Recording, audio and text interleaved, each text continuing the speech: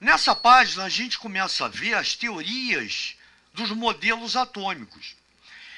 E o primeiro cara que falou de átomo foi o cientista John Dalton, esse cara aqui.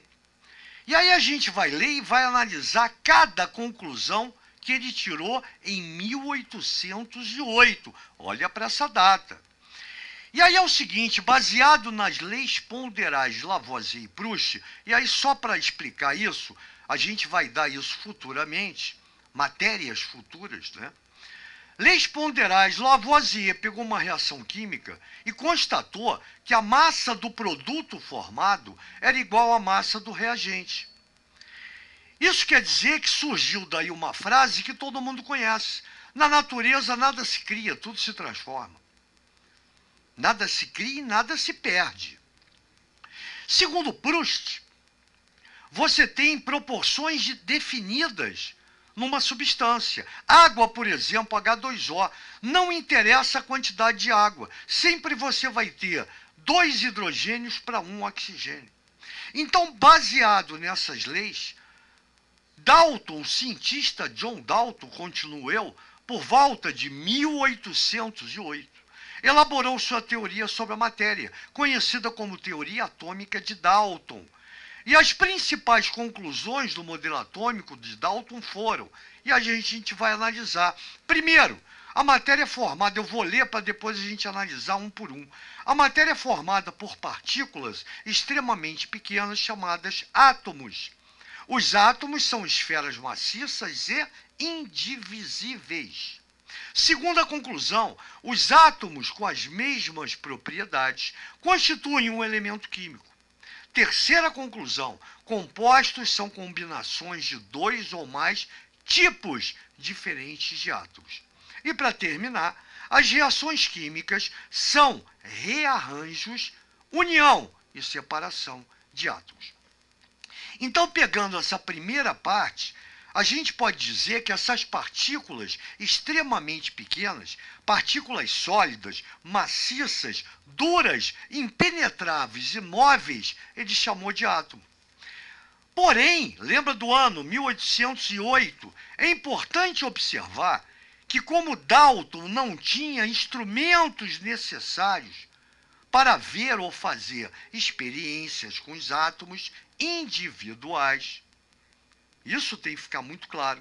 Ele não tinha nenhuma ideia sobre se eles poderiam ter alguma estrutura interna. De novo, quando ele propôs a teoria sobre a bola de bilhar, como é conhecida a teoria de John Dalton, ou seja, esferas maciças, indivisíveis, ele não tinha nenhum instrumento que pudesse auxiliá-lo para ver a estrutura interna desses átomos.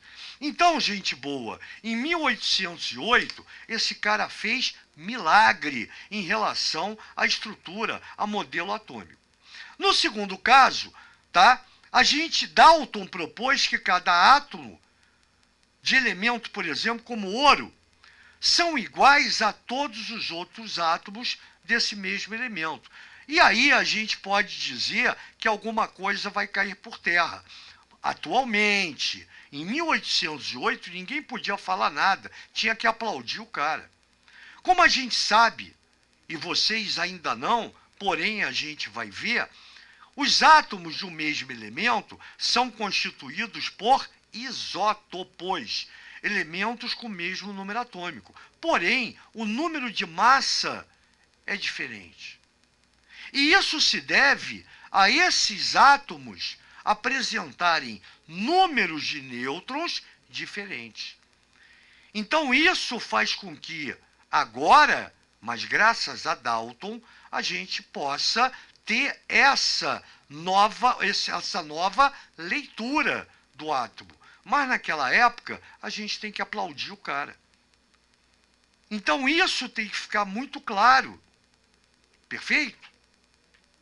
Terceiro, compostos são combinações de 2 ou mais tipos diferentes de átomo. E aí a gente tem que parar aqui e dar um exemplo. Sal de cozinha, olha que loucura. Como é que eu falo que esse cara fez milagre? O sal de cozinha é formado pelo sódio, que é altamente nocivo à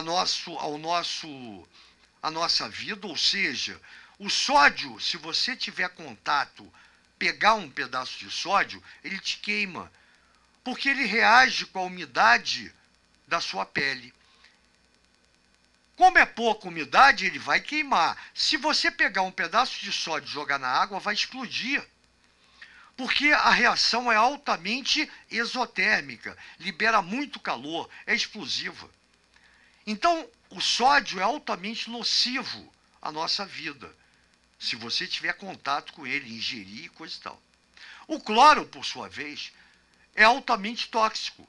Se você respira o gás cloro, ele vai causar em você, no seu pulmão, uma pneumonia química, porque ele produz ácido clorídrico. Olha que loucura. Porém, se você une, combinação de 2 ou mais tipos diferentes de átomos. Se você une o sódio com cloro numa reação química, você vai obter o sal de cozinha, que a gente coloca como tempero na nossa refeição. Você morre? Não. É nocivo? Claro, dentro das suas quantidades, né, palatáveis. É nocivo à nossa saúde? Não. Então é isso que o cara disse aqui. Olha que fantástico, né? E para terminar, a quarta parte da conclusão de Dalton, ele fala justamente que a reação química são rearranjos, união e separação de átomos. Então, se a gente pega, por exemplo, uma reação química, vamos pegar o sal de cozinha e o sódio. O sódio é um metal. Esse metal, ele forma um cristal, um retículo. Você tem que quebrar a atração entre os átomos de sódio, a atração entre os átomos de cloro como reagente. Então você quebra as ligações do sódio, as ligações do cloro, elas são separadas para formar o NaCl, para ter a união entre esses átomos separadamente, formando o produto. Olha o que ele fala aqui. União e separação de átomos produz as reações químicas. Então, no reagente, você vai ter a quebra das ligações. No produto, você vai ter o rearranjo dessas ligações, formando os nossos produtos. Gente boa, o cara era muito fera. Em cima disso, a gente pode perguntar o que aprendemos desde que Dalton propôs a sua teoria. A resposta é curta, muito. Por exemplo, hoje nós sabemos que os átomos não são indivisíveis. A gente sabe que o átomo é formado por núcleo e eletrosfera, que no núcleo a gente tem prótons, nêutrons e elétrons, que na eletrosfera você tem os elétrons. No núcleo tem prótons e nêutrons, que na eletrosfera você tem os elétrons. E hoje em dia, a gente tem o mundo subatômico. A gente já sabe que o próton e o nêutron é formado pelo que a gente chama de quark, ou quarks.